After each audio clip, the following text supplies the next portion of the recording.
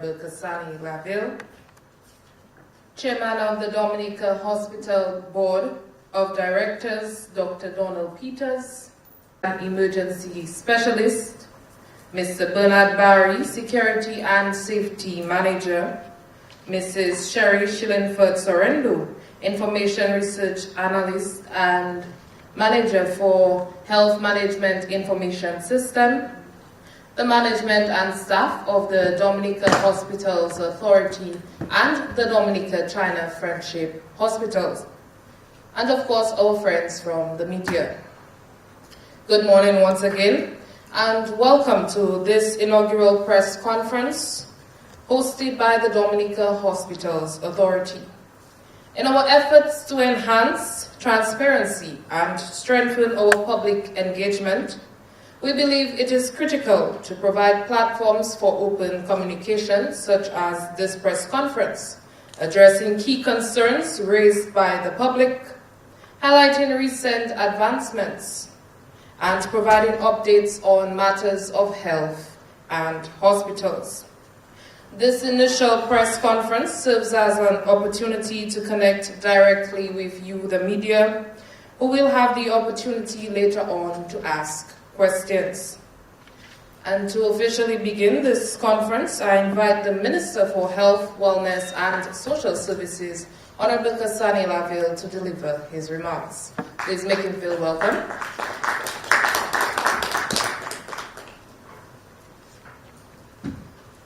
Thank you very much, Ms. Martin. I wish to recognize in a special way the Chairman of the Dominica Hospitals Authority, Dr. Donald Peters, and various board members who are with us today, the Chief Executive Officer of the Dominica Hospitals Authority, Dr. Kenneth Daru. Let me recognize the Hospital Medical Director and Senior Management and staff here with us, Dr. Carl Monroe, Mr. Bernard Barry, Mrs. Sherry Shillingford Sorrendo, and various staff of the ministry who are here with us today. Dr.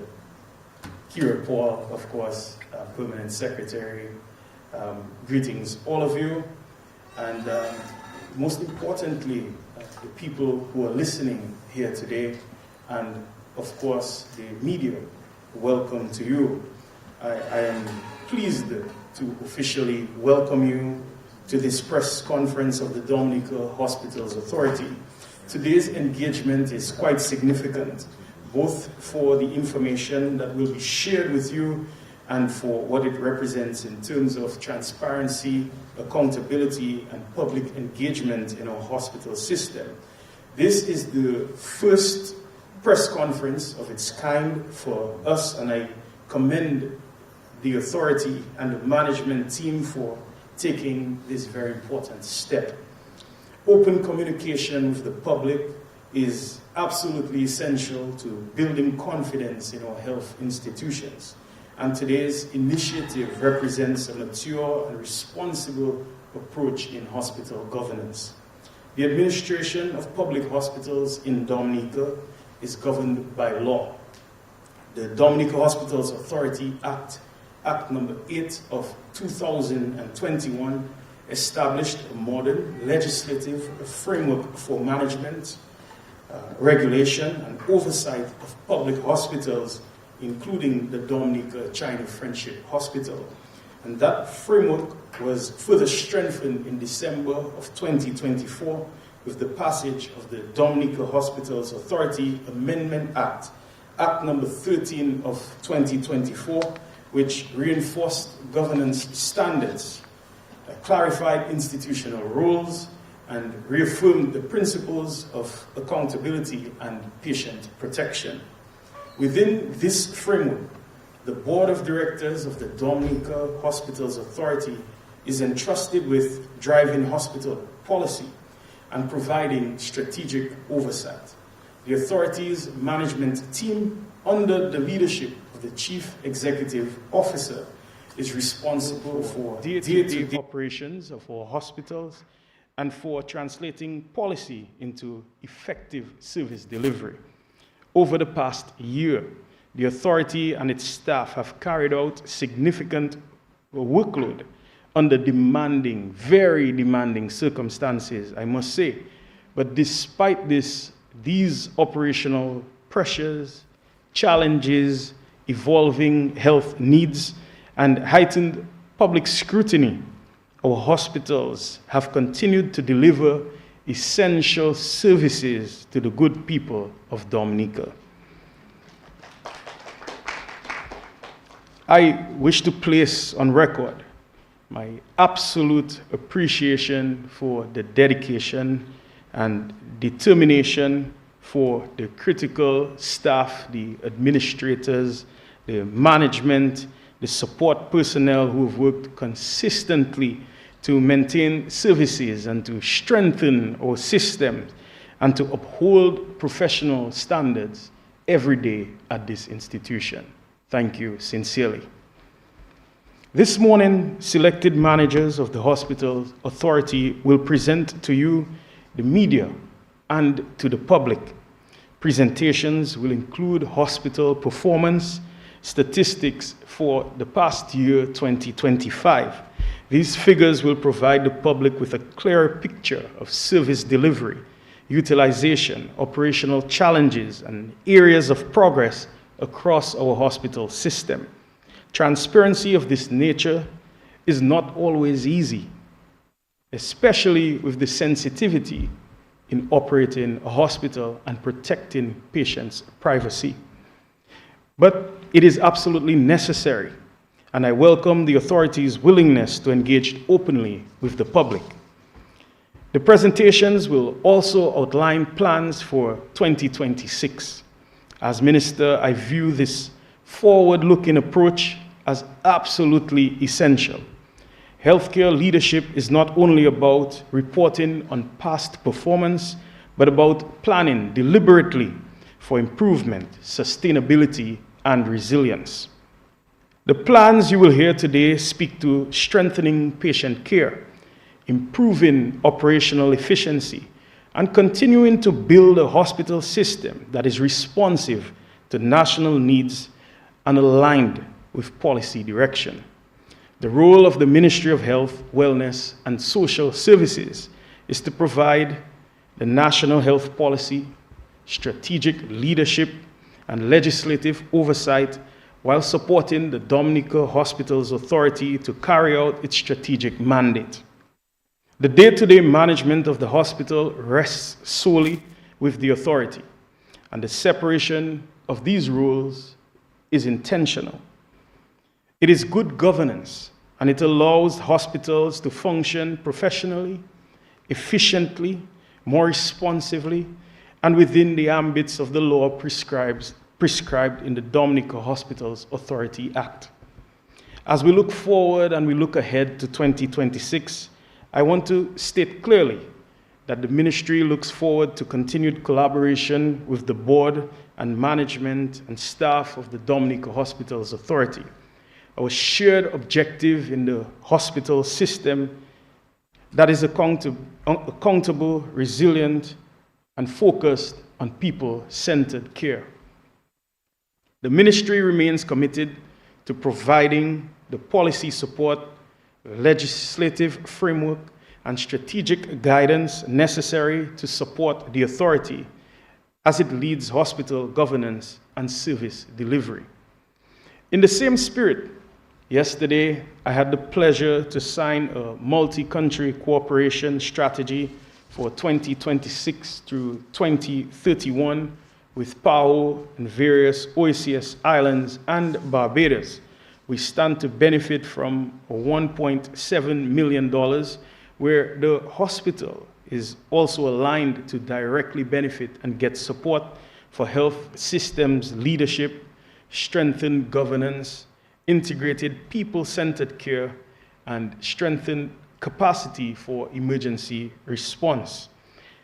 We are in the process of finalizing some critical senior management positions, particularly in nursing, as well as various other management positions, all in an effort of strengthening governance and ultimately improving healthcare outcomes for our people.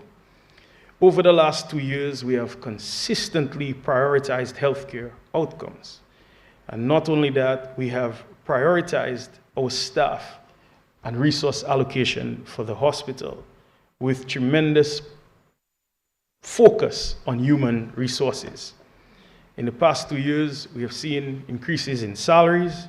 We have appointed over 100 nurses in our system, created 26 permanent positions for medical doctors and various specialists, created 34 full-time community health aid positions, in the process of appointing and creating temporary positions for 9 environmental health officers, and we continue to do so as we review various positions at all levels throughout our primary healthcare and secondary healthcare system.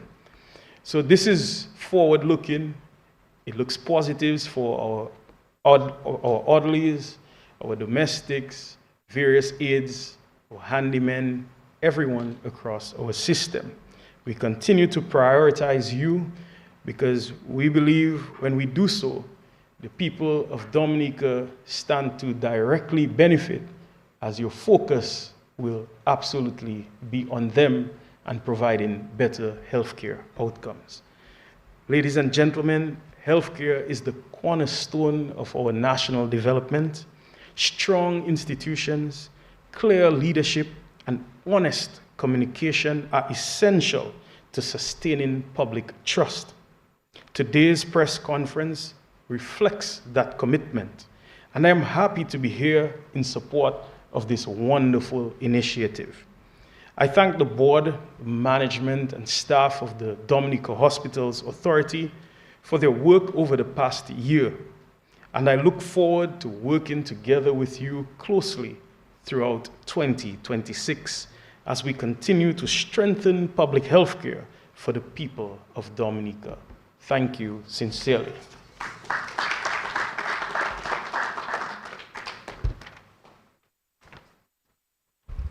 Thank you, Minister Laville, for your remarks.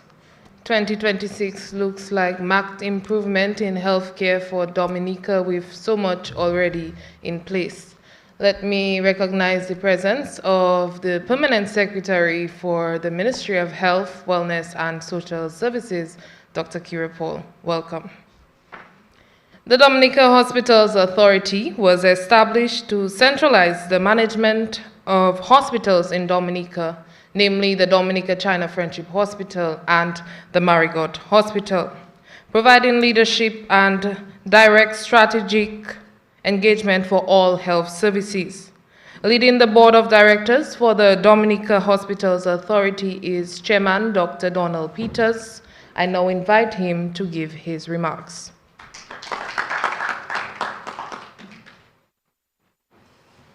Thank you. Good morning. Let me first recognize Honorable Kasani Laville, Minister of Health, Wellness, Social Services, Dr. Blanc, HMD, Ms. Matthew, Mr. Frages, and all our DES, Ms.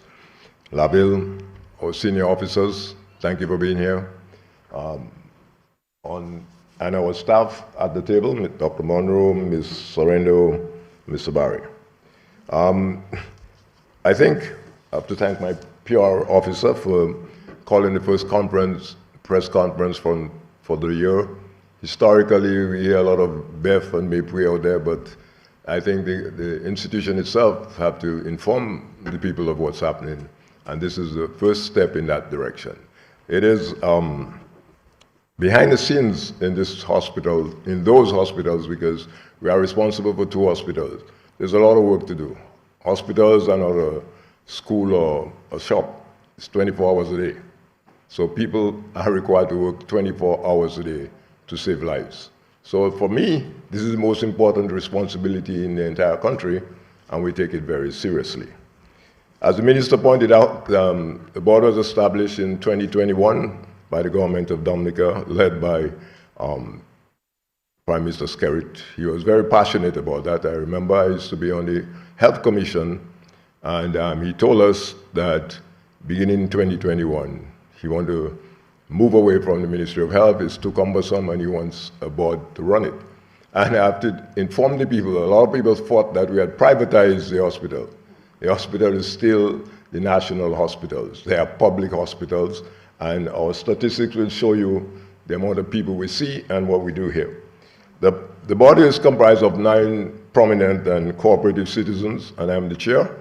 And we work cooperatively with the Ministry of Health and the management staff to do your work, which is to run an efficient hospital. It has not been easy for us, and there are challenges. My mother always told me, never talk about problems and challenges, fix it. So as chairman of the board, what I'd like to do is to fix it, and we have been working on that. So for us, I will just tell you what our plans are for the next coming year.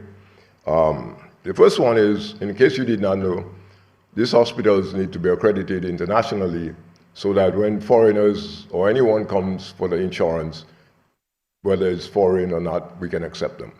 And our standards need to meet international standards in order to do that. So that is on our schedule, and we have been working on it for three years, and we intend working accreditation Canada to get accreditation done here. The second thing, and probably the most important thing we're working on, is stabilizing our finances. Healthcare globally is the most expensive expenditure for any government, including the Trump United States. This is so expensive that some governments just cannot afford to make healthcare free. But in Dominica, we do so. And later on, I will just ask that people help us by paying the bills. Thirdly, we want to work closely with the Ministry of Health and Public Health, because I will tell you a number, and we probably will see there. 68% of all the people who come through A&E are not emergencies. They use it as a clinic. And you can understand the dynamics. If 100 people come through A&E a day, and 68% have probably a stomach ache or flu virus, and what about the ones with the broken arms, broken legs, or acute heart attack? So we need to manage this, and I can appeal to the public, please go to your health center instead of coming all the way to Goodwill if you have a flu virus. Of course, sometimes you do not know what it is, what's wrong with you, and you have to go to hospital, but you need to minimize that. So if we work with the public health, which are the health centers all over the country, we probably will get a handle on it. Another exciting thing that is going to happen to the board, and for the hospital, and for the community, is that this year we expect to institute a HMIS, Hospital Management Information System, that will digitalize all our records nationally, so that when Mrs. Jones from Lapland comes, she's a diabetic, and they refer to there, we already have the data on it. It will speed up the care, speed up the diagnosis, and probably deliver better care. So this is one of the things that we're working with, and that works with the government of Dominica. $8 million have been allocated to do that, and we're in the process of getting consultation to install the systems. And one of the most important thing that is important for all of us as citizens is to improve the delivery of healthcare. I read all the same complaints you see about nursing services, about time waiting in AE. These are not new problems. They are not problems, actually. This can all be solved, but we have to do it scientifically, without emotion, and get it done. And I think we can do that. We have good managers. We have a strong leader in Minister Laville, who understands the challenges, and so I'm optimistic with the board that we can get those things done. Finally, I'd just like to go back to the financing, because that is critical. You cannot run hospitals without funding. The government of Dominica spends about $28 million on healthcare every day, and a portion of that is allocated to the hospitals. However, that alone couldn't run the hospital, and we depend significantly on fees. And people have to understand there's small fees are being charged. The fees approved by cabinet is small compared to what the cost actually is. So if you get a bill for $400, that should be $4,000. So please pay the $400 because we need it. This is so critical. I know people want to pay their fees, but maybe they forget. So you'll be surprised. We're the only institution that open till 8 o'clock at night. We have a cashiers all day. That's so important it is. So for the public, understand if you have a bill, you can pay it, and on Saturdays too, right, Mr. Bridges? Yes. So we have been optimistic, and I'd like to thank the board and all of the staff who work in, because all of the things I'm telling you, you will see some of it, is very systemic, right? And we do a lot of work. You will notice imaging is one of our strong departments. You will notice that they do 21,000 imaging procedures a year, 21,000. So patient visits. So I think there are problems, but I will not talk about them. We all know them. Some of them are physical, but we're working on those things. So on behalf of the board, I want to thank you for being there. I want to thank the press for letting us talk with you. And we look forward to a successful year with minimal problems at our hospitals. Thank you.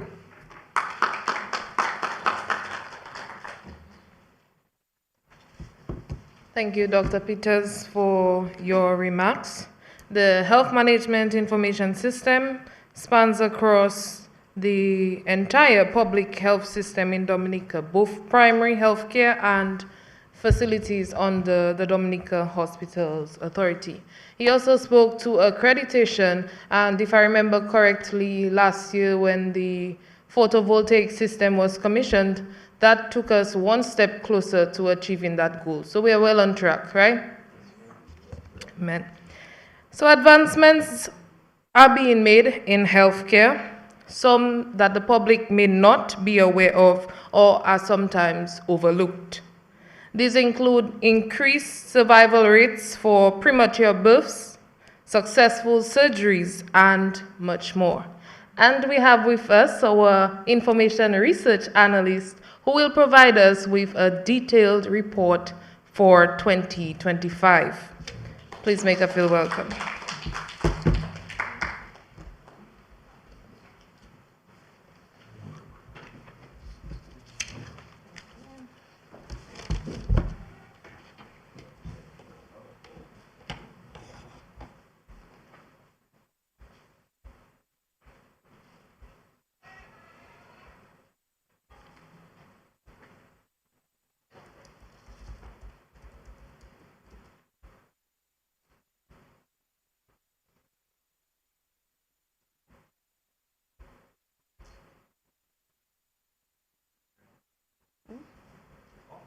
It's on. It takes a little while.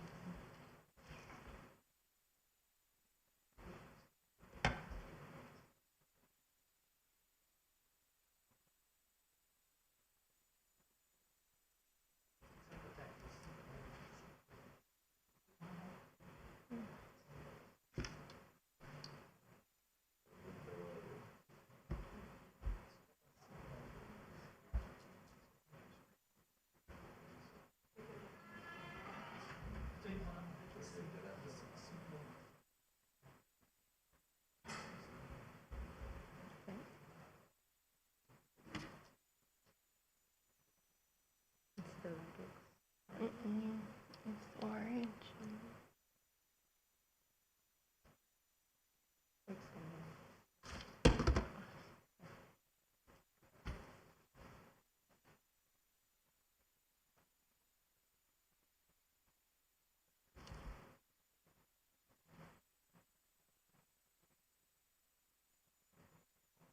I think it's orange.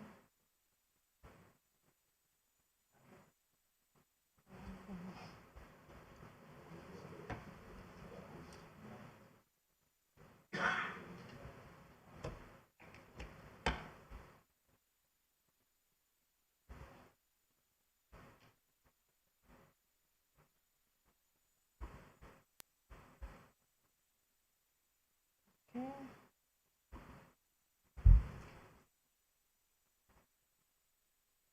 Okay, good morning to everyone. I would like to acknowledge the presence of the Honorable Minister of Health, Wellness and Social Services, Honorable Kasani Laville, the Chairman of the Board of Directors, Dr. Donald Peters of the DHA, the CEO of the Dominica Hospitals Authority, Dr. Kenneth Darrow, the PS of Health, Wellness and Social Services, Dr. Kira Paul, other managers, DCFH staff, media, good morning. And thank you for being here today as we share an overview of our clinical service utilization data.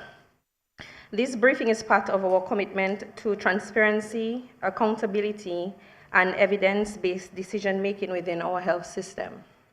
The data you'll see here today reflects on the volumes, the patterns and pressures across our hospital services. These figures represent how our population is using healthcare, from the inpatient wards, the emergency services, to surgery, outpatient clinics, and diagnostic and imaging.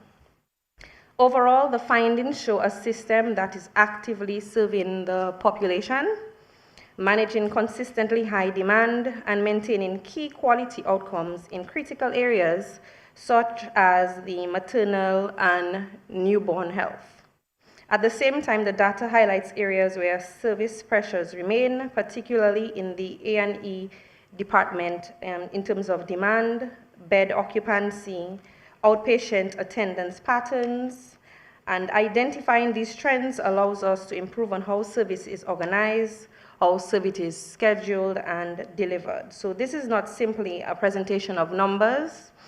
It's an opportunity to explain how the hospital data guides operational decisions, resource planning, and service improvements. The goal is to ensure that healthcare delivery remains safe, it remains accessible, and responsive to the needs of the Dominican population. So welcome, and thank you for being here, and thank you for your questions.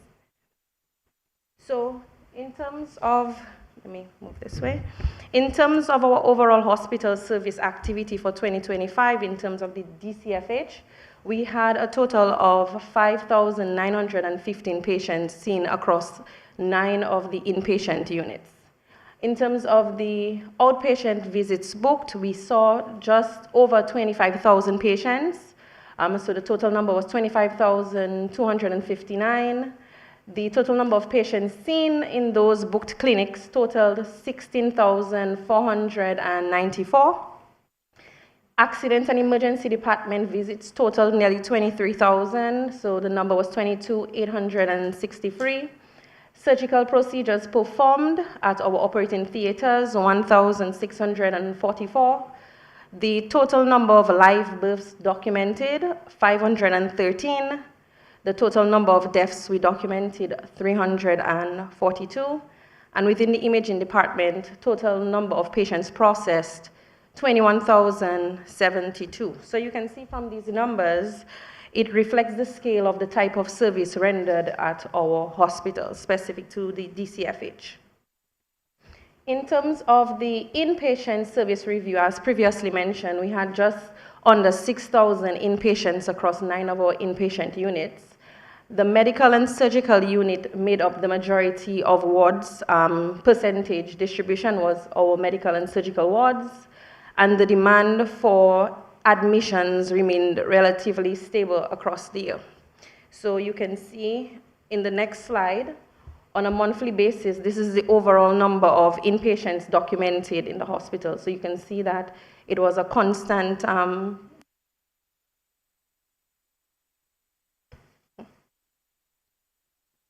in terms of the distribution of inpatient admissions by the specialty, 38% of the patients that we saw were actually admitted to the surgical unit, and followed by the medical unit, which made up 35% of all of our admissions.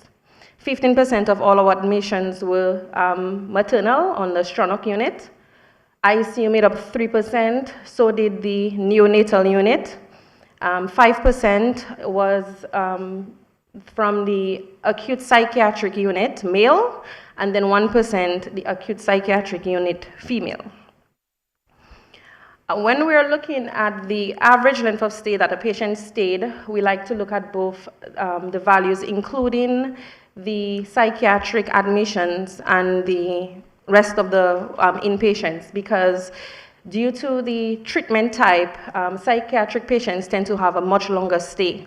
So when we remove the inpatient values for length of stay, we saw that patients who admitted to the Dominica China Friendship Hospital stayed just about a week, so 7.2 days, including the values in terms of the average length of stay, including the psychiatric unit, it would be closer to 13.4, just about 2 weeks.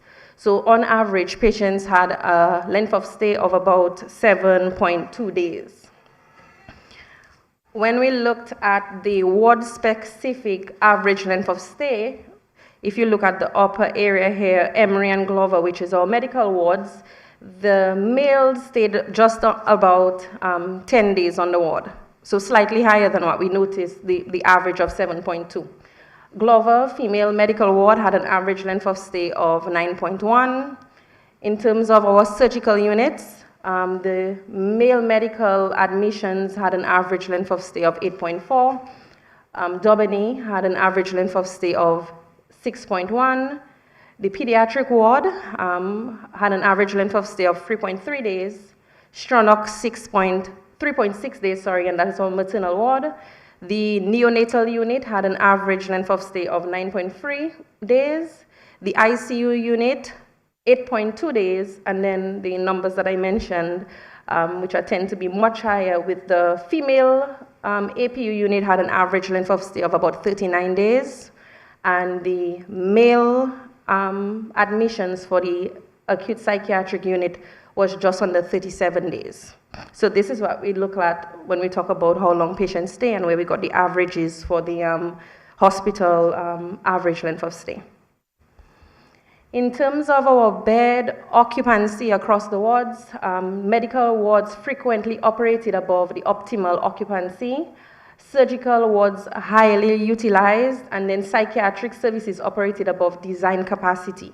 So when I speak about the operating optimal occupancy, hospitals operating above 85% occupancy is considered under system strain. So it affects the bed availability, how quickly patients are processed from the A&E department to the wards. So it's good to have a buffer capacity when patients, so that patients can get admitted to the ward if needed. So when we look at the ward-specific data, you can see that with the acute psychiatric unit, for every month over the last year, the male psychiatric unit ward was over capacity. You can see here, let me see if this, you can see the cursor, I'm sorry. The red dotted line represents the 85% occupancy, and the green line above represents the acute psychiatric unit, male unit. Now, when you look at, I wish I could see it. When you look at the other dark blue line, this represents our medical wards, both the male and female together. So I wanted to have a closer look, seeing that they have a high admission, high average length of stay. So when you look at the male, the gender-specific wards, you can see that the yellow line, which represents our male medical ward, 9 out of the 12 months, they were at least over 85% or above. Some months, they were above 100% occupancy. The female wards had also a high occupancy, but not as high as the male medical wards. In terms of our maternal and child health outcomes for 2025, we had 513 live births documented. Thankfully, we had no maternal deaths, and we had 1 neonatal death in 2025. Now, the neonatal mortality rate is an indicator of how a country is doing in terms of health. So one of the Sustainable Development Goals, Sustainable Development Goal 3 specifically of the United Nations frameworks, has the goal to have no more than 12 deaths for every 1,000 live births, and we can see that we are performing well below that threshold, so it's something that we should be very thankful about. In terms of the live birth trends in the last 10 years, we can see a steady decline in number of babies being born at the hospital. So in 2025, we had 513, and when we compared the values from 2024 to 2025, there was about another 6% decline. There are certain dips that you can notice with the overall trend. It can be assumed that it could be attributed to the first one was maybe the storms, and then the second one during COVID-19. In terms of our inpatient mortality distribution specific to the ward, the aggregated deaths, when we looked at the total inpatient numbers and the number of patients died, we were just about 6% of all admissions. The highest death percentage is documented across ICU, where about 30% of the patients who were admitted to ICU died. Now, you have to take into consideration that ICU patients are your critical patients. Now, in terms of the neonatal unit, we had 0.6, which documented from that one death, only the one neonatal death. Alford had just over 5% death. Dominica was at 3.8, and the medical wards, Emory and Glover had a death rate of just above 11% of all admissions. In terms of emergency department, more commonly called casualty, we documented just under 23,000 patients being seen within that unit. Now, prior to 2025, we utilized the CTAS acuity score, which is Canadian triage acuity score, and that score informs the department, or the nurse is able to calculate how sick a patient is. In 2025, we transitioned from the CTAS scoring system to an ESI scoring system, and it is for the emergency severity index. So just like the CTAS, it documents the acuity of patients. However, it also takes into account the resources that is utilized for treatment. So the sicker a patient is, the more resources you need. You need more equipment, you need more personnel, you need more supporting staff, departments, etc. So what was documented in the last year, when we look at the ESI score, so the lower the score, the more critical the patient is. That last year, between the critical score of 1 and 2, a critical patient, made up 35% of all the patients we saw at A&E department. The moderate ESI score made up just under 40% of all the patients seen. And the low acuity score of 4 and 5 made up more than half of the patients that we saw. So most of the patients we saw within the A&E department were not emergencies, according to the triaging assessment. So it is important to create a pathway between the A&E department and primary healthcare services, so that patients are not just treating their symptoms and utilizing A&E as an area for treating symptoms, but following the proper path going for the primary healthcare sector.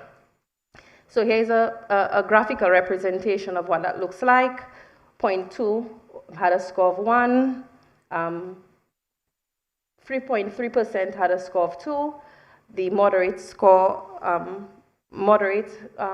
acuity made up 39.7%, and everything above that was a low acuity percentage. Other than the classification of the severity of patients, we also track the certain cases that come within the unit, accident and emergency. So we had a total of 214 police cases. Any patient that presents and presentation requires a legal, criminal, or medical legal implication is considered a police case. So we had 214 of those. Road traffic incidents / your MVAs made up 344 of all the patients processed within the A&E department. Patients who came in dead, 31. Patients who died within the department, 19. Patients who came within the A&E department and were referred to the outpatient clinic, 877. And then patients admitted to an inpatient ward, made up 3,191. So that is about 15% of all the patients we see at A&E actually get admitted to one of our inpatient wards. In terms of the surgical services activity for 2025, the total number of surgeries that were booked were 2,075, and the total number of surgeries performed was 1,644, giving us a theater utilization of 79%. So 21% of the patients who had surgeries booked did not have a surgery completed. So because we have the disaggregated data, we have specific data on each patient that has a surgery done, we were able to stratify that 21%. So I'll explain what that 21% looked like. In terms of the public cases completed, 75% of all cases completed at the operating theater were public cases. And it's an important measure to track because private cases are also permitted within the outpatient operating theater. So having a measure that documents what is the ratio between your private cases and public cases is important to make sure that access is available to the patients who go for the public sector. In terms of our elective procedures, 80% were elective and then 20% were emergency cases. In terms of the patients that did not make their appointment, we had some broad categories that we could put the reasons under. The highest category was a patient-related factor. So the patient did not show up for admission, the patient refused or withdrew consent, they failed to fast, or they came in late. The second higher category was medical or clinical factors. The patient was not fit for procedures, so they either had hypertension, hypoglycemia, infectious disease, abnormal labs. The third category, resource or logistical constraints, no bed available for the procedure, so the patient would most likely have to be rescheduled, staffing shortages. In terms of the fourth category, time-related constraints, so a prolonged earlier case, a later start, or underestimating the previous operative time. The smallest category was incomplete documentation, consultant-initiated cancellations that was not defined, or miscellaneous administrative issues. In terms of our outpatient clinic activity, we completed at Dominica China Friendship Hospital a little bit over 2,000 clinics. And within those clinics, we had 25,259 patients booked. And out of these booked services, within the outpatient, 16,494 patients visits were completed. We have a very high no-show within the outpatient department, and it's something that we need to look at. We started looking at, actually. So the no-show rate was about 35%, and just under 9,000 patients did not come to their appointment. Having that delay means that other persons who want to utilize the service, their dates get pushed back. So when we looked at the specialties specific to outpatient department, the highest by far was ophthalmology department, and followed by orthopedics and oncology. In terms of the imaging services utilization for 2025, the total number of patients processed within the unit totaled 21,072. Based off the modalities, we wanted to see where the requests came from the most. So you can see that the emergency department had the highest modality requested was for X-ray for the emergency department. Inpatients and emergency, the highest request for the modality is ultrasound. CT, the requests or referrals mainly came from the inpatients, and then MRI mostly came referrals came from outpatient and the private sector.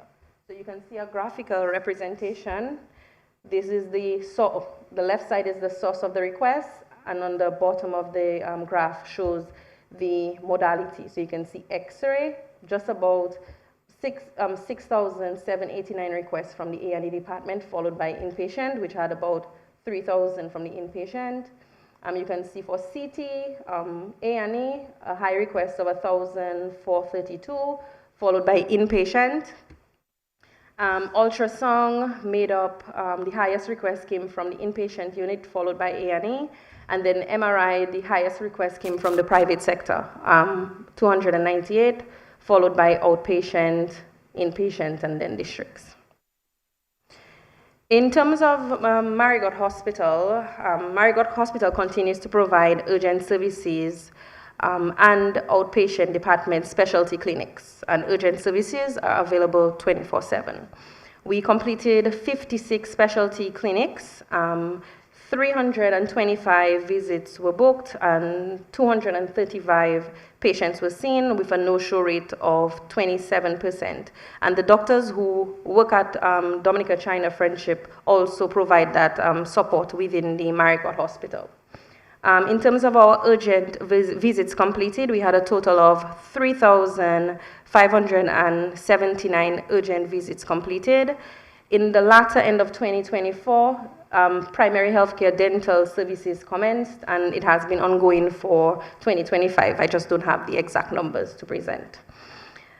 So the key system observations, hospital demand remains constantly high. The emergency department handles many non-critical cases. Surgical and diagnostic services are heavily utilized. Maternal and child health outcomes are strong, and the bed capacity remains under pressure. Thank you.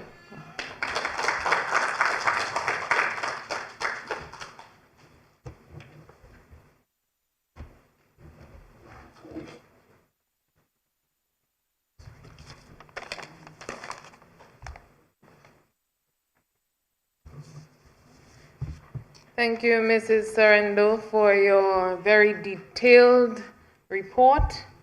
We invite the head table back to the front.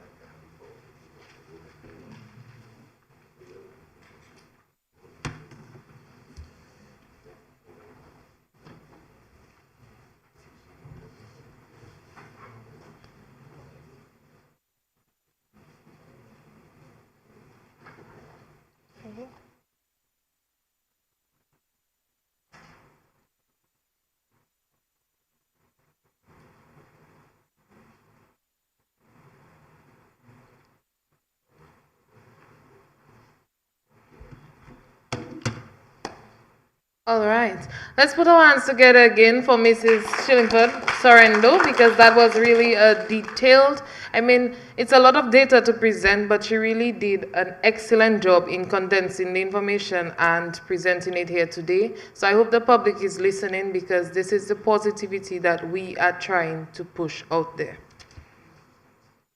There has been a slight change to our program here this morning. We will have the CEO present the closing remarks, so he will be the last speaker today. But before we do that, there is a special addition to our press conference here this morning. We know that the carnival season is upon us. With Carnival Monday and Tuesday just about a week away, the lead-up activities and festivities are in full swing. While we hope and pray for a safe and injury-free celebration, it is essential to remain prepared from a hospital standpoint. During this period, the hospital typically experiences an increase in both critical and, as Mrs. Shillingford Sorrendo said in her observation, non-critical situations as well. Although we trust that everyone will celebrate responsibly and avoid mishaps, being prepared is crucial to ensure the safety and well-being of all. And we really do care for our patients here, so we just want to inform you, and to do so, on access, we invite the Security and Safety Manager to deliver some remarks.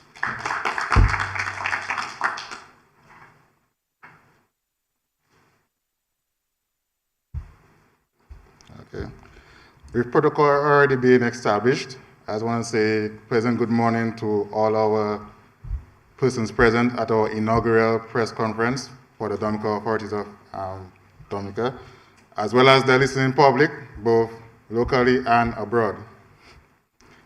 I was chosen as one of the panelists for this inaugural press conference because we wanted to showcase to the public that we take the security and safety of our patients, staff, and visitors very seriously. Hospitals are places where people come at the most vulnerable moments of their lives. Because of that, safety and security are not just operational priorities for us.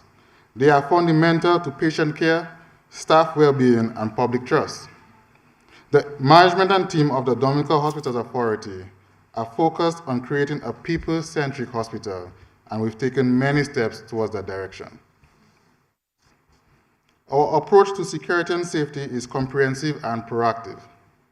The goal is always prevention first and rapid, effective response when needed at both hospitals. That's the Dominica Channel Friendship Hospital and the Marigold Hospital.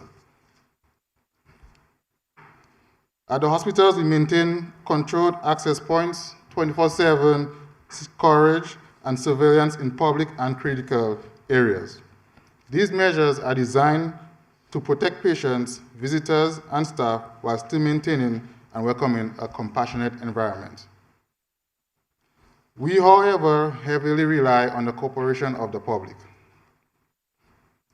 We understand that everyone wants to see their family members safe, secured, and that they get the best medical treatment and that they all feel well within a quick amount of time. However, we still have rules and guidelines in place to help keep the flow of traffic in the hospital under reasonable control and to make sure that everybody is safe and secure. I have been in this position for a few months now, and it's very demanding. It's a very demanding task, trying to balance rules in a way that it does not seem intimidating or restrictive to anybody. We are a hospital. We understand that it's a stressful environment, and we're not trying to make anything more stressful for anybody. You want to come to hospital, you expect to be given that level of compassionate care, and we try our best. We have rules in place to try and work with the public, speak with them, let them know these are certain things in place just to help you understand why it's there. When it comes to accessing the hospital, everyone is welcome. Your age, status, gender, or nationality does not matter. When it comes to providing emergency care to someone, every second counts. However, we've been having some unnecessary issues when it comes to patients coming to get medical attention, especially at the entrance gate. Unfortunately, a lot of vehicles, they want to put down their passengers directly in front of the exit gate, the entrance gate. This has become an ongoing issue, and we've taken many steps to try and rectify it, but we still urge the public to respect the formalities in place. There's a keep clear, and as well as knowing that this is a hospital. The ambulance comes here, we want to ensure that they enter the hospital without no issues. Two, we've noticed that the two reasons for this pile-up at the entrance is usually, one, persons are being put down in front of the hospital by passenger buses or by other vehicles, and two, people trying to enter the hospital with their vehicles without having a valid reason. Everyone thinks they have a valid reason to enter the hospital with a vehicle. But I urge you, before you even try to come to the entrance gate where you most likely will be refused, compare it to the ambulance service or another family member trying to rush their loved one to the hospital to get urgent care. And you'll realize that your reasoning for wanting to enter the hospital to drop off food for somebody is not as important as somebody coming to bring their loved one for care.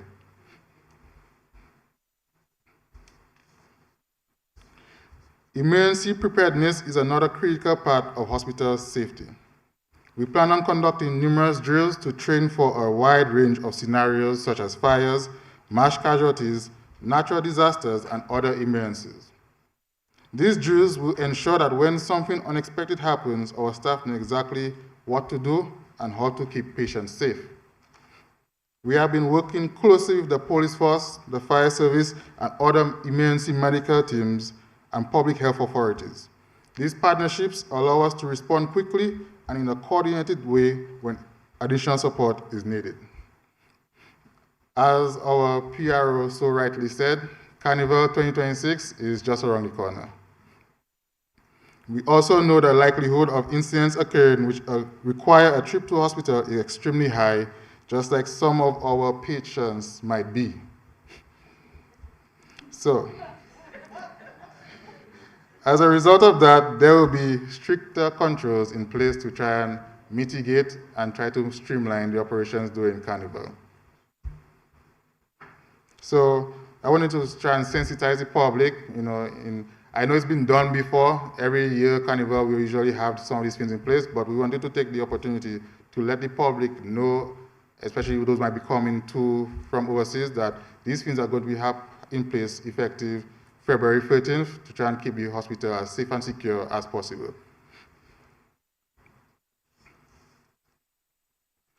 Upon coming to the hospital, you may have to be screened and searched by the security personnel at the entrance gate. That is in a reason to try to limit or stop any illegal weapons or any offensive weapons from coming to hospital.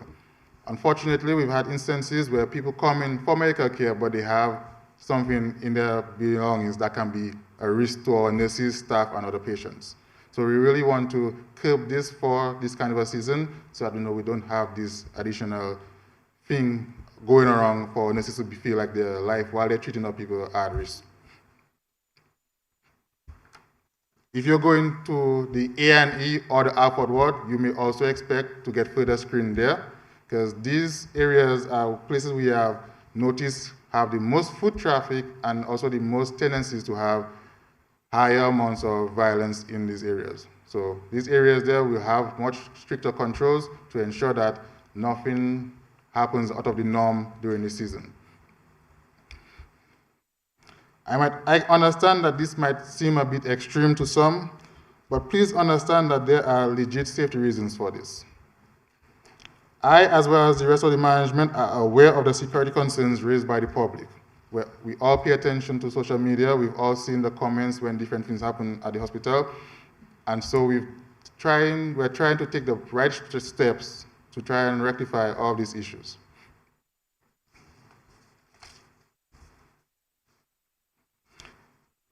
Safety is not just static.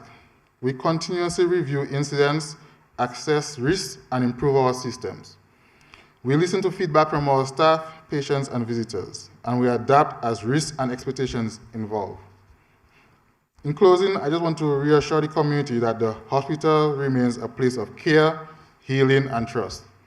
The Minister of Health, Honorable Cassani Laville, the Dominica Hospitals Authority Board, and the management are committed to maintain a secure environment where patients can focus on recovery, families can feel confident knowing that their loved ones are receiving the best care, and staff can work safely and effectively. Thank you.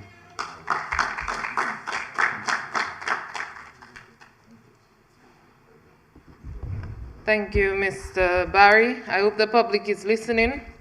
The onus is upon us to be diligent citizens and abide by the law.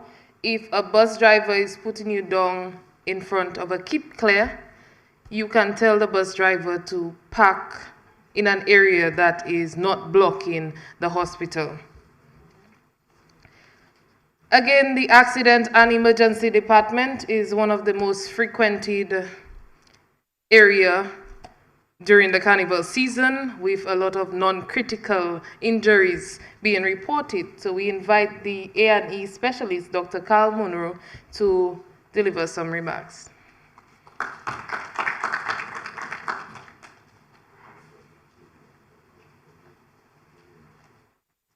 Okay. Good morning. Thank you, Ms. Martin, for allowing me a few minutes to address this press conference. Minister of Health, Wellness, Social Services, Honorable Cassani Laville.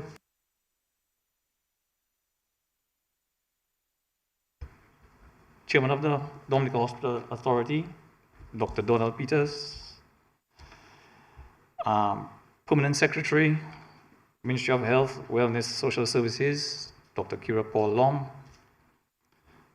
Chief Executive Officer, Dominica Hospital Authority, Dr. Kenneth Daru, members of management, Dominica Hospital Authority, Dominica China Friendship Hospital, media houses, ladies and gentlemen, good morning. Let me begin by saying thank you to Mrs. Shinford Sorrento for doing half of my work. So let me just jump right into it. Just a few numbers, fun facts. In 2025, as Mrs. Shinford Sorrento mentioned before, we saw about 23,000 persons, which makes about 1,900 persons per month, more or less 65 persons per day. And as we mentioned, about 68% of those were non-urgent patients. There are about 40 plus health centers on the island. So zoning in on Roseau Health District, there are 18 health centers. Where in Roseau proper, which expands from Warner down to Scott's Head, which includes the Valley, Cochrane areas, there is one type 3 health center, type 3 with doctor and equipment to handle emergencies, which is at the Newtown Health Center. There is a Fokole Health Center, which is a type 1/type 3, and there's a Maho Health Center, which is a type 1. And within the Roseau Health District, there are dental services, which is provided in the Campbell's building next to the stadium. So persons come to the accident and emergency department and require to be seen urgently. So one enters the accident and emergency department and then you're triaged. So this is a rapid assessment process used to prioritize patient care based on injury severity, prognosis, and resource availability. So you come in, you're triaged, emergency, which is a life-threatening medical condition, very urgent, and non-urgent.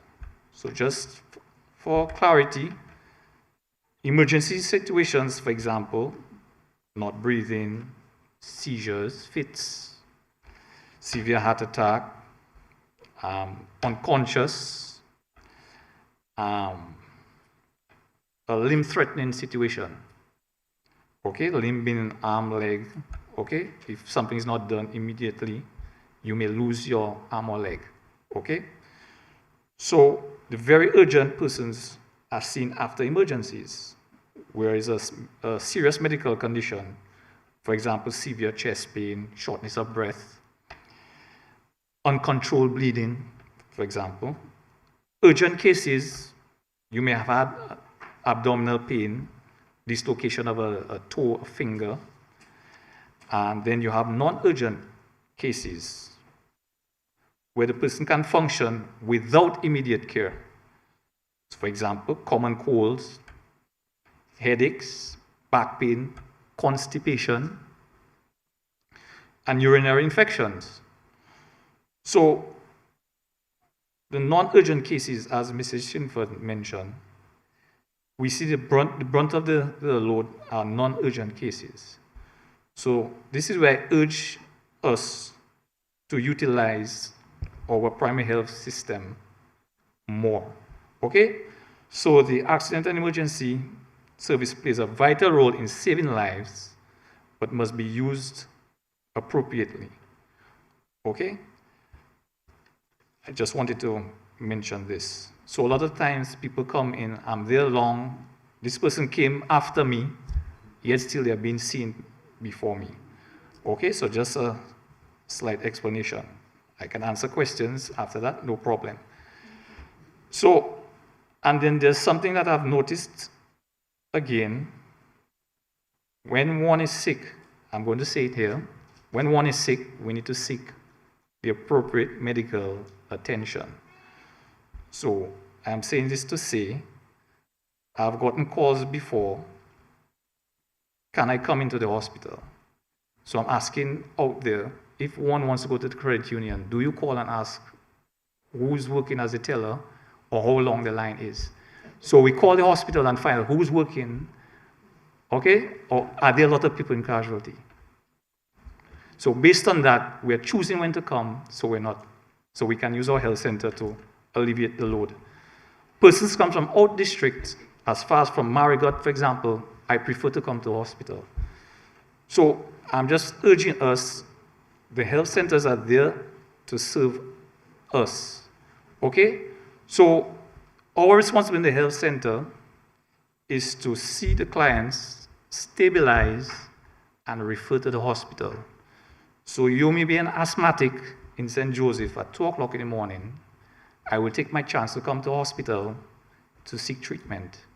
Anything can happen between St. Joseph and Roseau. So the prudent thing to do is go to the health center in St. Joseph when we have the attack. Seek medical attention. If you're not resolved, our responsibility is to call the ambulance or seek the ambulance and transport you from St. Joseph to Roseau and not take the chance to come down right away and seek assistance.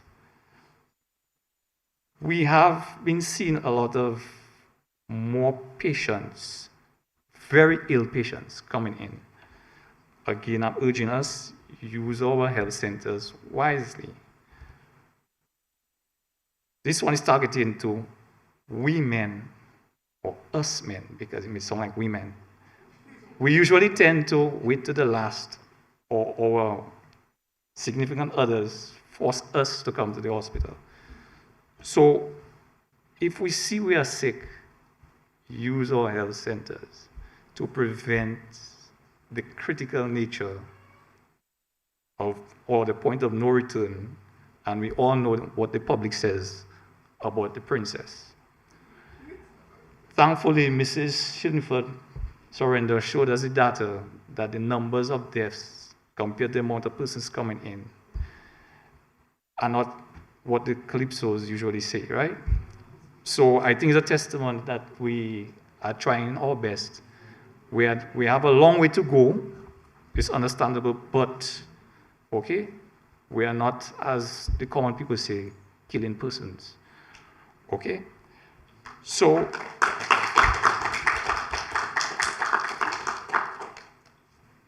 just a few things I just want to point out. I am sure the CEO is going to mention of the operating theater, which was handed over to us a few months ago. I'll leave that for the CEO to mention in his speech.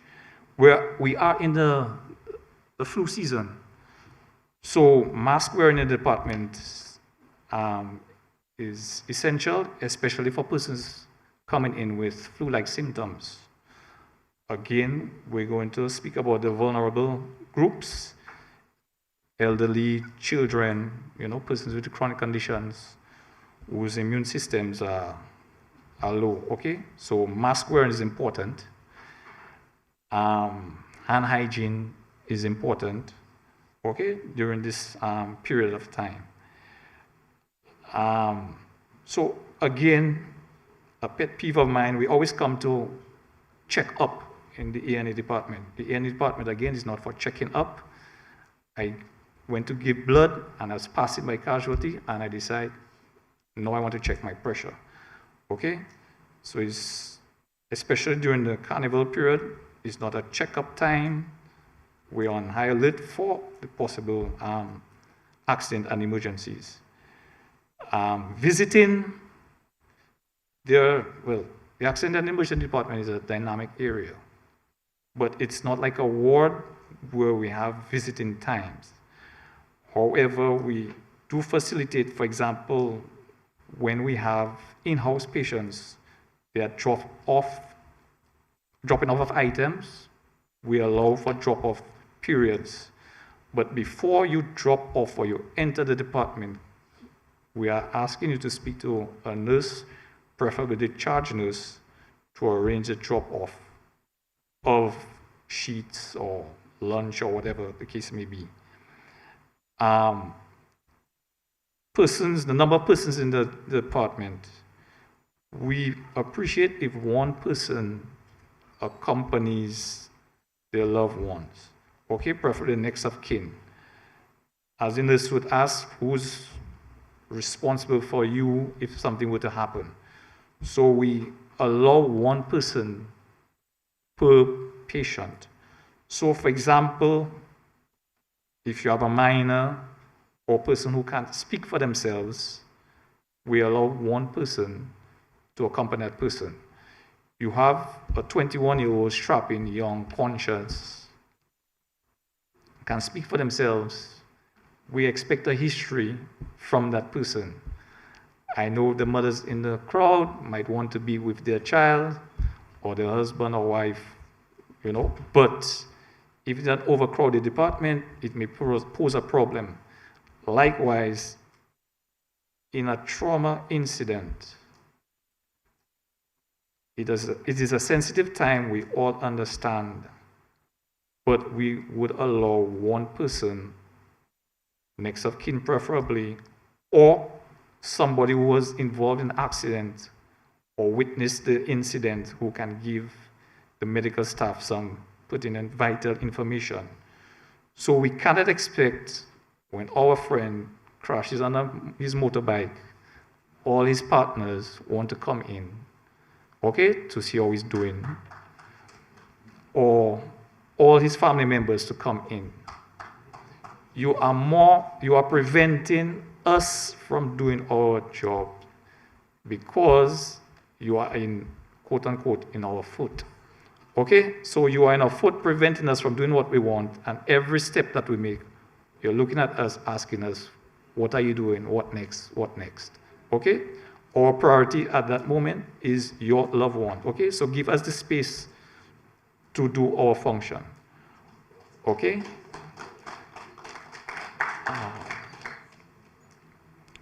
So again, as Mr. Barry mentioned, the security will be a little bit heightened.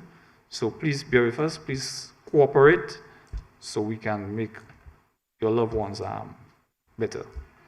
Thank you very much.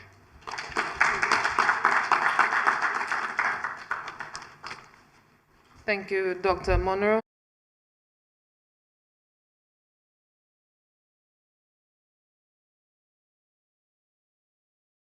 Critical times, carnival season is here, and our medical professionals need to attend to more critical cases. We are nearing the end of this press conference, and I must say this press conference has been very informative, don't you agree? And definitely highlighting some of the positive that we are trying to push out there. At this time, I invite our CEO, Dr. Kenneth Daru, to deliver the closing remarks.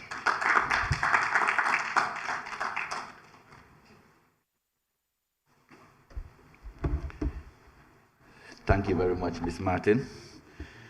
Let me, of course, recognize the presence of my friend and brother, the Honorable Minister for Health, Mr. Cassani Laville, the Chairman of the Dominica Hospitals Authority, Dr. Peters, the Permanent Secretary in the Ministry of Health, my sister, Dr. Kira Paul, other managers and staff of the Dominica China Friendship Hospital. I see a number of our senior nurses present, thank you. Other invited guests and managers and staff. And ladies and gentlemen, of course, the media, although I see very little media here, I suspect they probably out there covering exciting carnival events, but I'm hoping that information will go out there. Honestly, after listening to all the presentations from the minister, our chairman, and the wonderful presentation by Mrs. Shilling Ford and our security manager, and even our last Dr. Monroe, I feel there's very little left for me to say. Honestly, I want to thank you for such a wonderful presentation. I think you did us so very proud. Let's hear it for them, folks, please, again.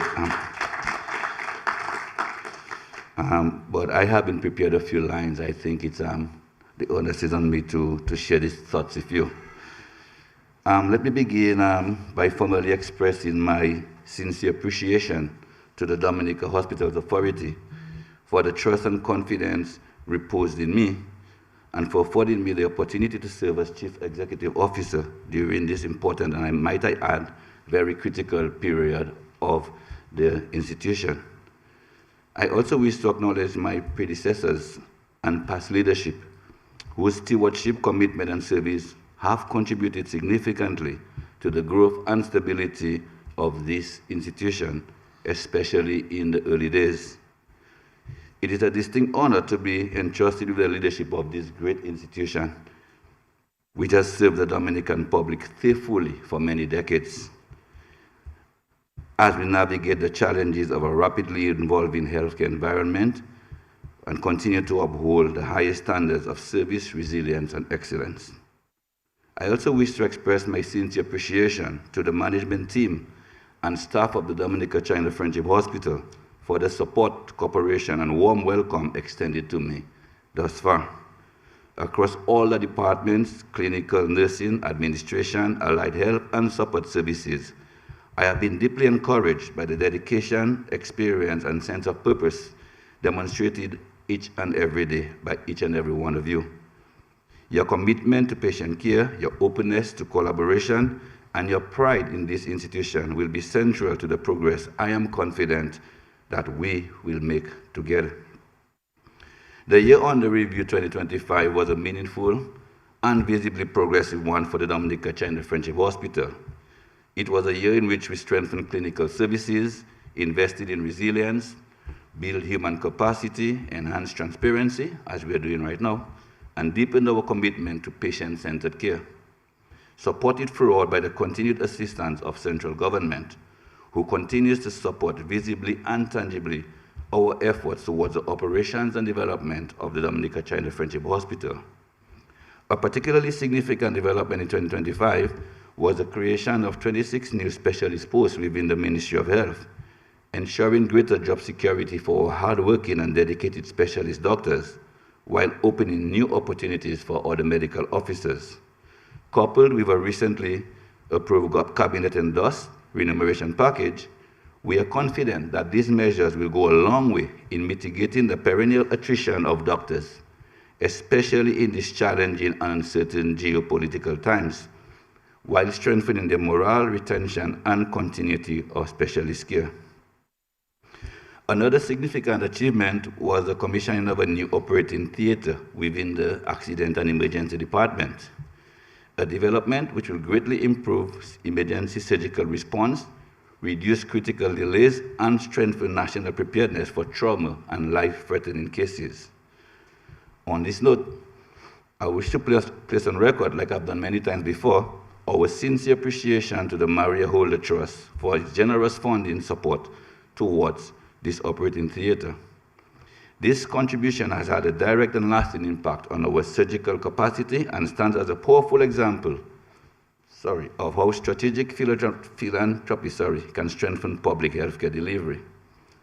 Ladies and gentlemen, in keeping with Dominica's resilience agenda, the hospital successfully advanced a solar energy project. In doing so, we improved energy reliability, reduced operational costs, and ensuring the continuity of care during power interruptions, particularly in critical services such as theater, neonatal care, and intensive clinical areas. Again, I wish to formally acknowledge and thank Direct Relief, the OECS Commission, and DOMLEC for their support and collaboration. Another major step forward has been the preparatory work towards the implementation of a comprehensive hospital management information system, HMIS, expected to be rolled out in the coming months. Once fully implemented, the HMIS will allow for seamless integrated management of hospital operations, spanning patient registration, clinical documentation, diagnostics, finance, human resource, and critically supplies and inventory management. Through real-time tracking of pharmaceuticals, medical supplies, and consumables, the system will support more accurate forecasting, timely reordering, and improved stock control, significantly reducing the risk of shortages and emergency stockouts. This will enable departments, wards, to function more efficiently minimize service disruptions, and ensure that essential supplies are consistently available at the point of care. Improve inventory oversight will also strengthen financial accountability and procurement planning, supporting better decision-making across the institution. Last year, we also saw the establishment of a dedicated Chinese-supported classroom, functioning as an extension of, I hope I say that correctly, Guangzhou University of China. This facility now serves as a hub for continuous professional development, telemedicine, virtual consultations, and live specialist engagement. Through this platform, our clinicians can participate in real-time case discussions and remote lectures with international experts. The classroom also supports laparoscopy training, strengthening minimal invasive surgical skills, reducing reliance on external referral, and improving patient outcomes through modern surgical techniques. These efforts are further reinforced through ongoing training partnerships with the Pan American Health Organization's PAHO, the World Pediatric Project, other organizations, and not forgetting the invaluable contribution of Dominican health professionals living overseas. But my dear friends, among the most impactful achievements of 2025, and I think Mrs. Shillingford alluded to it, was the strengthening of our neonatal services, particularly for premature and high-risk newborns. In 2025, the hospital recorded the survival of 24 premature infants out of 24 births, meaning all premature infants born last year survived. And not only did they survive, they also are flourishing. Indeed, in recent years, we have seen premature births as early as 25 weeks survive and flourish. And this is remarkable, folks. Yeah. So just to put it in context, a slightly different twist to how Mrs. Shillingford presented, this statistic that I mentioned, 24 out of 24, when placed against the backdrop of data from the World Health Organization, where they say that over 90% of extremely preterm babies, that is those born before 28 weeks, in low-income countries, developing economies like ours, do not survive. I want to repeat this. The World Health Organization says 90% of preterm babies, that is those born before 28 weeks, in low-income, what we call developing countries like ours, do not survive. So therefore, this data that I presented, 24 out of 24, above here in Dominica, is especially remarkable and deserves another round of applause. And of course, it didn't just happen overnight by accident. I recall a few years ago, it was a talk in the media, where we had a few. And it is a direct reflection of the exceptional dedication, the skill, clinical skill, and teamwork of the neonatal intensive care unit staff. And we want to thank them. Recognizing the importance of transparency, balance, and public trust, we appointed a dedicated public relations and communication officer who is mainly responsible for this event happening here today, Ms. Martin.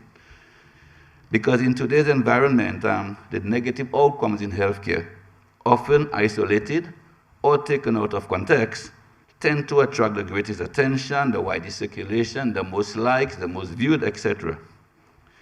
So while accountability remains essential, it is equally important that positive outcomes, clinical successes, system improvements, and life-saving work carried out daily at the hospital are given appropriate visibility and airtime. This ensures that the dedication and achievements of our hardworking and dedicated staff are more consistently highlighted, strengthening public confidence and staff morale. Following a reference by the Honorable Minister of Finance in last year's budget address, work is actively underway to operationalize the patient support unit. Most likely within, I said most likely, hasn't been formalized or finalized, within the existing quality control framework. This unit will provide patients and families with a dedicated, safe, and accessible space to engage directly with the hospital staff. And we encourage the members of the public to utilize this space, not only to lodge complaints and raise concerns, but also to document. It cannot always be bad, like it's been made up out there. So feedback offered in a spirit of partnership, respect, and shared responsibility will remain central to continuous improvement. Also, in keeping with our commitment to continuous improvement and international best practice, and I think the chairman spoke to it, the DCFH has advanced work towards institutional accreditation with Accreditation Canada. This accreditation process is a rigorous and comprehensive journey that examines every aspect, and I repeat, every aspect of hospital operations, including patient safety, clinical governance, infection prevention and control, leadership, medication management, and quality improvement systems.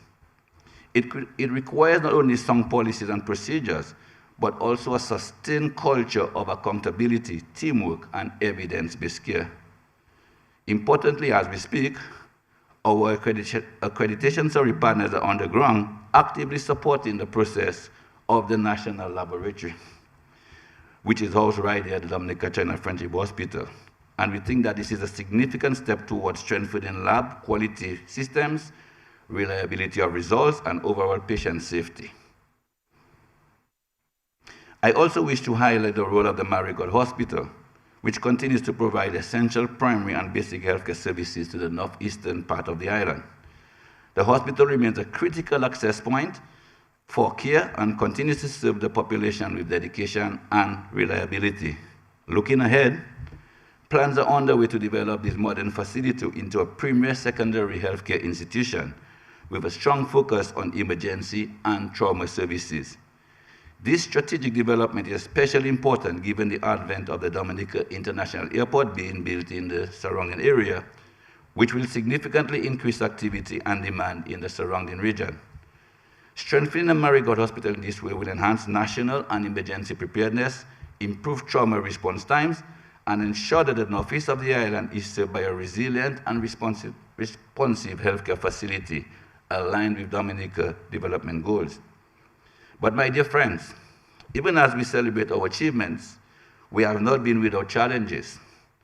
Healthcare delivery in the modern world is becoming increasingly complex and costly. I repeat, it's becoming increasingly complex and costly. In fact, I joke most times that patients who come to you as doctors, they come with their diagnosis, and they also come with their prescription as to what they think, well, management as to what they think that you should order for them, and also their own prescription. Why are you not giving me this instead of that? So in the technologically advanced world that we're living in, it is becoming more complex. So it means that we have to be more on our P's and Q's. Rising healthcare costs, global supply chain pressures, workforce competition, and increasing demand driven by aging populations and the growing burden of chronic diseases continue to place a strain on health systems, particularly in small island developing states such as Dominica. These realities, however, have sharpened our focus and reinforced our strategic direction. In response, the hospital is placing renewed emphasis on improved staff training in customer service, time-efficient service delivery, and strengthening diagnostic capability. By improving how patients are received and supported, enhancing efficiency across services, and investing in faster, more accurate diagnostics, supported by the systems such as the HMIS, which I just mentioned, we are positioning ourselves to meet modern healthcare challenges with resilience, professionalism, and compassion. Our chairman spoke to the financing of the authority, and I too would like to add that we have some exciting proposals that have been formulated towards easing the burden, the financial challenges that we face at the authority, and of course looking forward to presenting to the board of directors and of course Mr. Chairman their subsequent approval. I'm looking forward to this. Yeah. So in closing, you're making my case publicly. Yes? So in closing, we would like to extend to the minister too. In closing, we would like to extend my sincere appreciation to our doctors, nurses, allied health, and PS. I forgot you. In closing, we would like to extend my sincere appreciation to our doctors, our nurses, our allied health professionals, support staff, management team, board of directors, all our partners, our central government, minister, PS, and the people of Dominica. Our achievements thus far, and indeed our ability to continue to provide secondary healthcare service to our population, is a direct reflection of your dedication, professionalism, and shared commitment to excellence in public health care. As we look ahead, ladies and gentlemen, my dear friends, I and the Dominica Hospital Authority, management, and staff will remain fully committed to this institution and to the people we serve. And we look forward to serving with and for you in the months ahead, as challenging as they may appear to be as we speak. Because together we are not just building a hospital or strengthening a hospital, we are strengthening the health of the nation. I really thank you for listening to me. Thank you.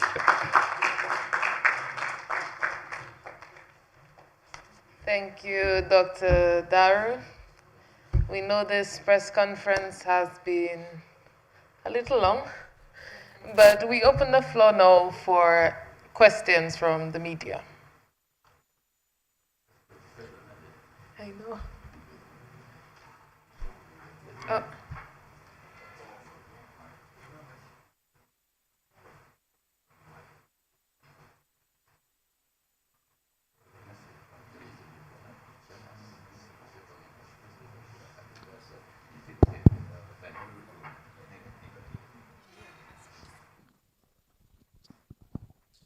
Yes, good morning, members of the head table, and good morning to everyone here this morning.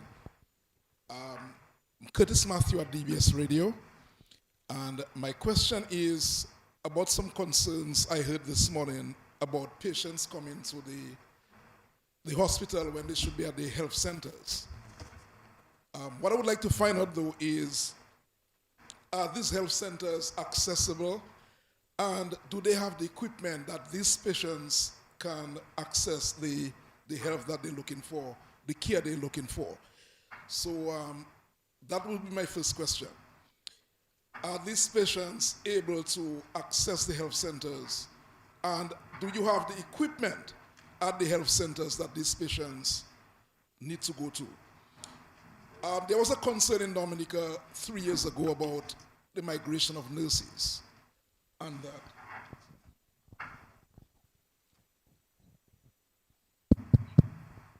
sorry, man. So there was a concern 3 years ago about the migration of nurses, that nurses will leave in the system. A number of nurses will leave in. Can you update us about the situation now? Do you still have that problem where nurses are leaving in droves for overseas? And I may just want to ask a final question. It has to do with doctors. I think Dr. Daru, you mentioned it slightly. The Minister for Health last year announced that there would be a new structure in terms of salaries for doctors. Can you just update us as to what is the position right now? I will ask these 3 questions for now, and I will look for answers and then possibly come back with 2 or 3 more. Well, yeah, but we have to look at time and so on and so on. But we'll see what happens. I will just hold the mic and I will wait, because it doesn't look like. Greetings again, and thank you very much, Curtis, for your questions. So first one I will seek to address is the issue of access to health and wellness centers around the island. But before I delve into that, let me speak a little more about the structure. So we have about 50 health and wellness centers around the island, spread over 7 health regions. And in each health region, we have at least 1 type 3 health center. For various countries who may use different jargon and terminology, it is similar to a polyclinic, where you have services. It's not quite that of a hospital, but we have a lot of services at our type 3 health centers. I wish to say further that what that represents in terms of the number of health and wellness centers we have across our various regions, based on our population, that we have, I would say, an access ratio of 1 health and wellness center to 1,428 people in Dominica. So that definitely shows a good investment in our people in access and equity. I wish to state further that this primary healthcare model that we have here in Dominica, it's something that started off in the late 70s, early 80s, of which people like Dr. Etienne of blessed memory would have been a champion, and many more nurses, even some of you who are here and some who have trained you. So that is very important to note, and many countries, even most recently in November of last year, have been studying our model of care. So there is in fact access. What is important to note though, and I am referencing from comments made by Dr. Monroe, which are in fact very important, where many people are coming here to A&E for care. We are noting further that after 4 o'clock, when many people are finished with work, that's when they choose to access care. That is some of the phenomenon that we are seeing. So while probably right now you will see the A&E area, the waiting area, has somewhat low activity, we'll see that picking up from 4 o'clock when people have left work. So that in itself tells you something, that headache that you may have been able to bear or withstand throughout the day maybe is not so critical. It maybe in fact isn't quite the emergency that we are thinking it to be. And that is a challenge that we're having. But also it's important to be fair, for us in governance and in government, because many of the health centers are closed at 4 o'clock. And with that being the reality, then it is difficult to access care in the primary health setting after 4 o'clock. So we have a model where we have our primary health care givers on call. So it is in fact possible to access care in our 7 health regions after 4 o'clock, but it's based on the on-call model where we have doctors, nurses either living right there in the various facilities or nearby within very close proximity where they will be available. But in these modern times and observing closely people's behavior, especially here, we recognize the need to foster more agility and flexibility within our system. So we're experimenting with a change that is likely to start in March of this year, where we will commence with Mao Health Center, where the hours of operation will likely extend from 4 p.m. to 8 p.m. Then after that, we will do the very same with Newtown from 4 p.m. to 8 p.m. And we expect that to directly impact the type of service that is provided to our people and reduce the number of patients who come to A&E to access services. And to put that into greater perspective, it's important to understand that we are in the Roseau Health District. From a total population in Dominica of about 70,000, we have 7 health districts, and more than half of our population, I'm speaking of 40,000 people living in and accessing our Roseau Health District. So that explains the type of pressure that our A&E department is subjected to on a daily basis. So that is expected in the coming weeks to have direct impact. So I'm really hoping that helps. And as we start here, this being the pilot, then we extend to expand as we go along. In terms of the issue of nurse attrition, this is a global phenomenon that affects every single country. It is very difficult to address this for many countries. What you see in large measure is that many clinicians are attracted by very high wages in a few countries in the Middle East, which I will not name. And then you find that many nurses, doctors, and so on from the United States, even the UK, go to these countries for high salaries. And what you find is a void in these countries, and the very same happens. Our clinicians go to the UK, the US, various countries. And even so, we see that trend for many of the islands in the Caribbean who really, in fact, like when we think of the BVI and so on, you know, their mother country is the UK, and they pay wages, you know, based on the UK remuneration. And it is difficult when we look at the dollar conversion, what really that means. 2.7 to 3.2 to a dollar. That is the harsh reality. So notwithstanding, you know, even though cost of living is difficult for many of us in the OECS, it is even higher in that region. So it is not easy, and it's not an easy decision for even our own nurses to make to migrate. It's not easy, and we are conscious of that as government. So we have noticed a tremendous reduction in nursing attrition over the last 3 years. I think 3 years ago was almost like peak panic from the numbers from 1984. And we have done quite a bit to reverse that to a point where, you know, we are pretty stable right now, and we recognize that stability is something that that has to be continuously or continually addressed. That was as a result of increasing wages from 6 to 12 and 13% in some cases, improving the nursing structure and the opportunity for upward mobility within the structure. You know, many people who received salaries at the lower rate within their particular range or scale are now increased or even at a higher scale. The appointment of over 100 nurses within the last year and a half, which is quite significant to bring that stability.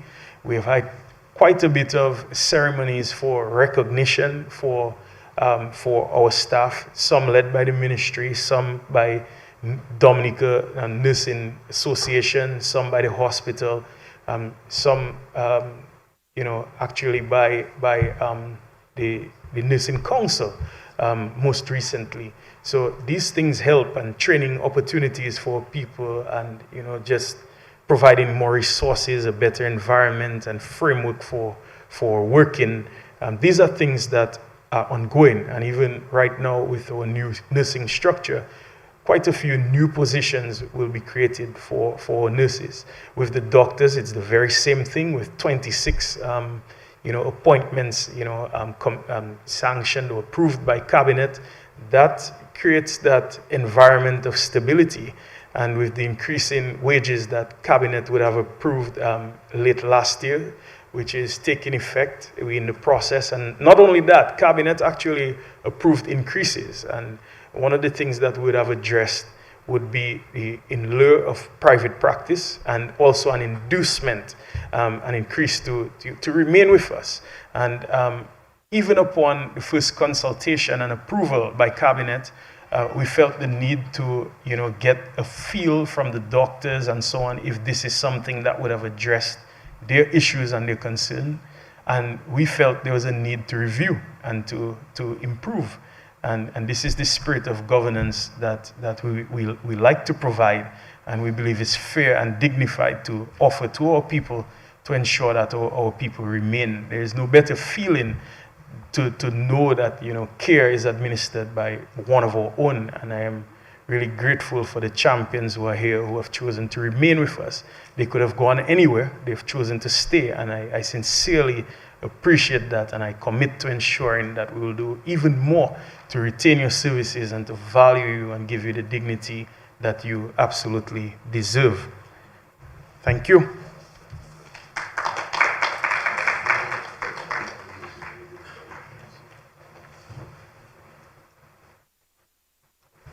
Yes, Curtis, I'd just like to add some, you know, I'm a person with numbers. So in the last 3 years, we've lost 7 nurses. Yeah, and what the minister pointed out is accurate. What our data shows is that, of course, globally, nursing, if I had to go back to school, I would do nursing, because then I can work anywhere in the world.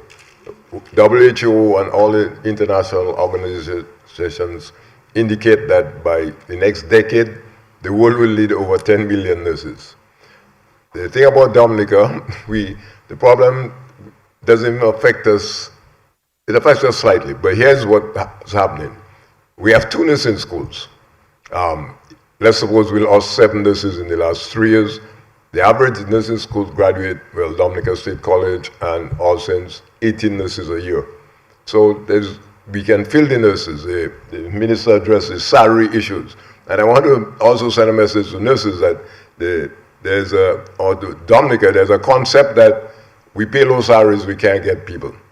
We have done research when we realized there's going to be a problem with Cuba.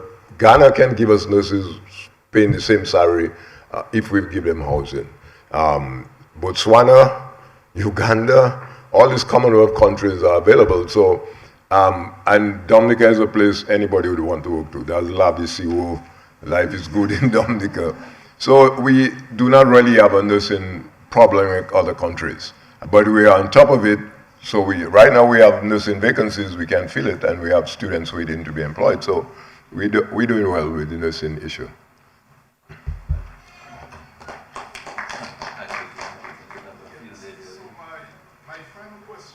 My final question is to Dr. Daru, or of course the minister.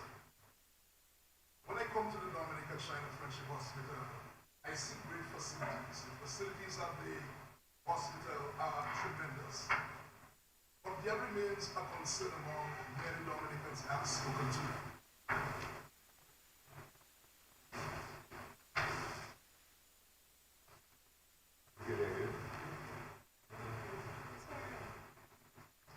Thank you.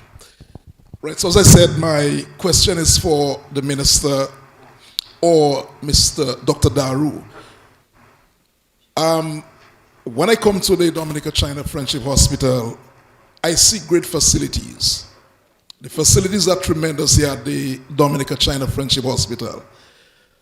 But there remains a concern among a number of Dominicans I speak to about coming to this facility. Some people tell me that they fear coming to the hospital. They talk about the level of care for patients in Dominica. I don't know what the problem is over the years, but I continue to hear that concern, as I said, in spite of the great facilities here. Do you think the hospital authority has been able to deal with that situation effectively in terms of managing that problem that we've heard in Dominica over the years? Thank you very much.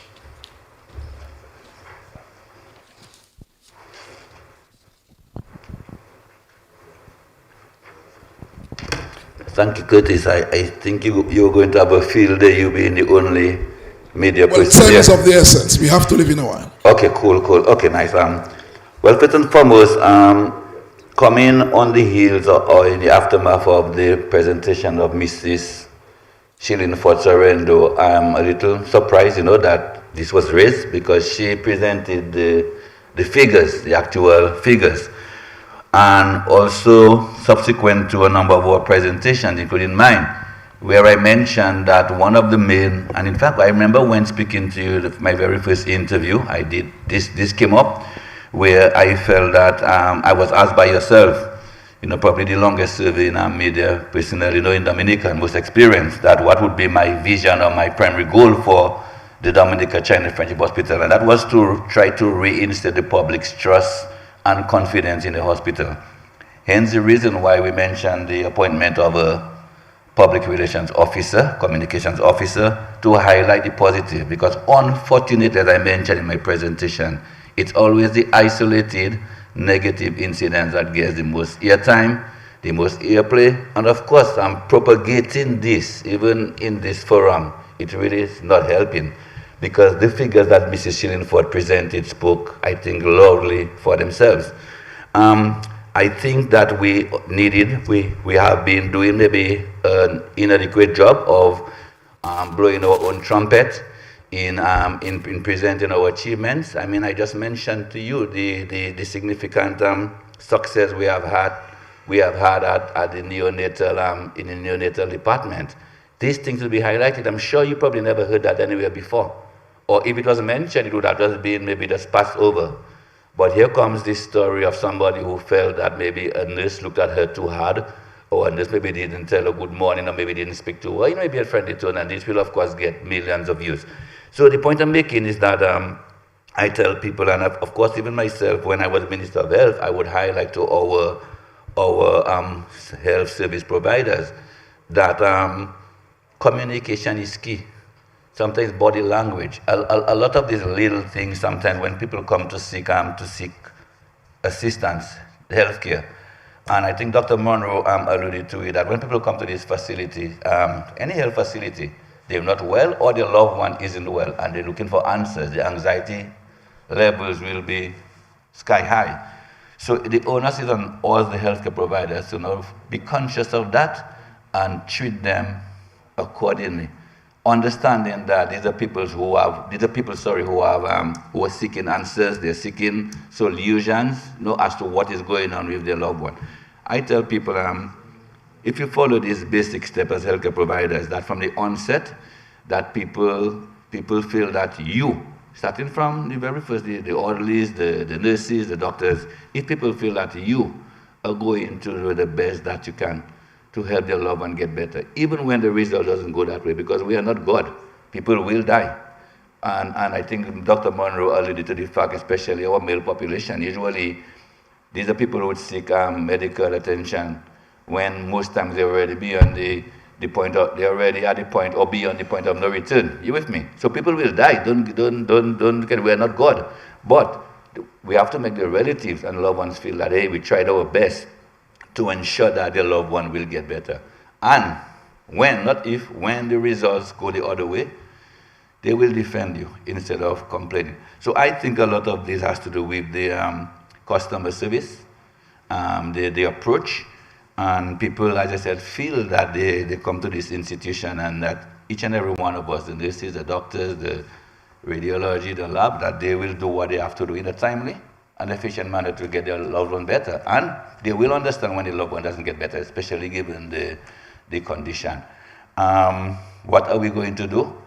We've instituted, as I said, a public relations officer. We mentioned the patient support unit, which is most likely going to dwell within the existing quality control, where people will have a safe space, to voice their concerns, their observations. And we encourage people to not just lodge their complaints and concerns, to also come to share the positivity. So that being said, we will continue, of course, the training.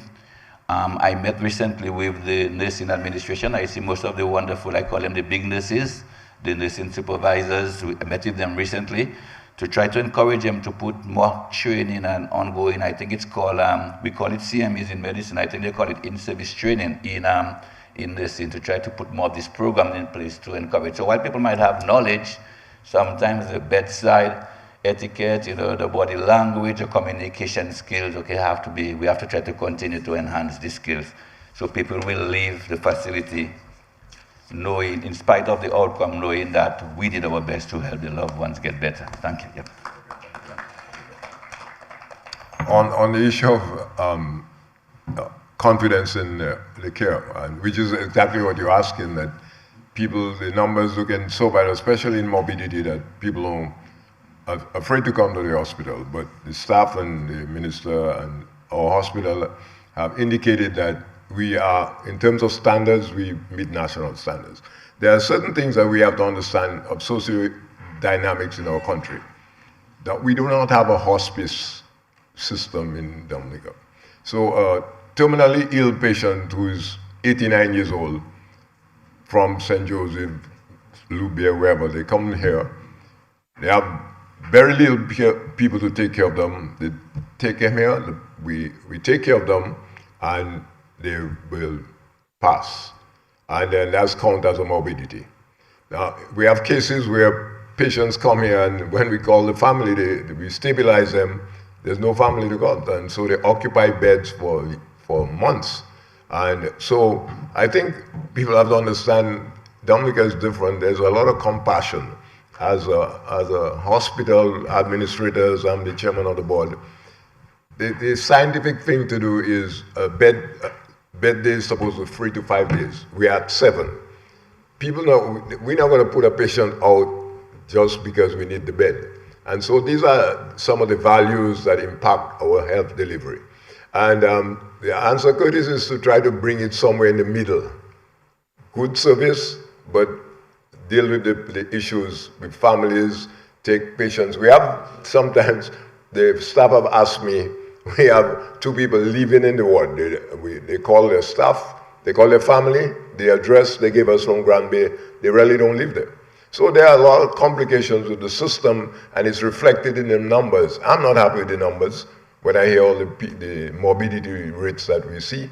And certainly we want to address that, but we have to do it collectively, the community, the government, and ourselves.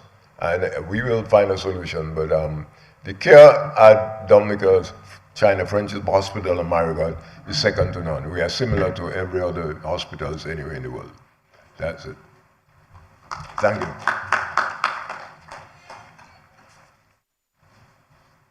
Thank you, Dr. Dara and our chair.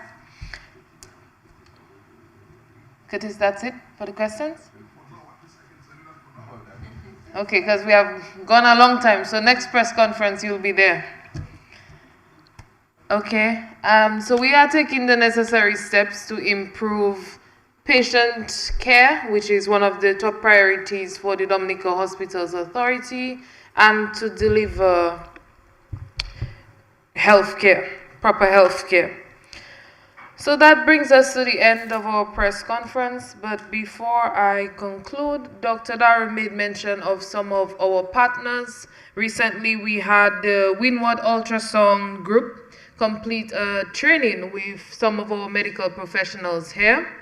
We also had the Rotary Club deliver a newly rehabilitated project to the acute psychiatric unit.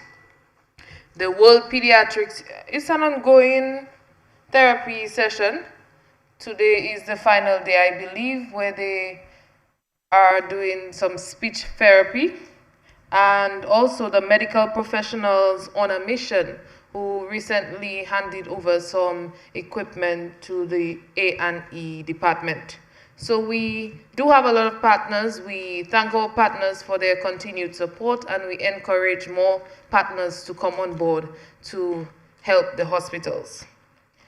So I want to thank our head table, the Minister for Health, Wellness and Social Services, Dr. Donald Peters, Chairman, CEO Dr. Kenneth Daru, Dr. Carl Monroe, A&E Specialist, Mrs. Sherry Shillingford Sorrendo, Manager of Health Management Information System, and of course, Mr. Bernard Barry, who is the Safety and Security Manager for their words today. This press conference was very informative, so I hope the public is listening to all what the hospital has to offer. Thank you for being here, and of course to our friends from the media, we look forward to more collaboration with you as we look to improve our transparency and public appearance. So thank you everyone for coming.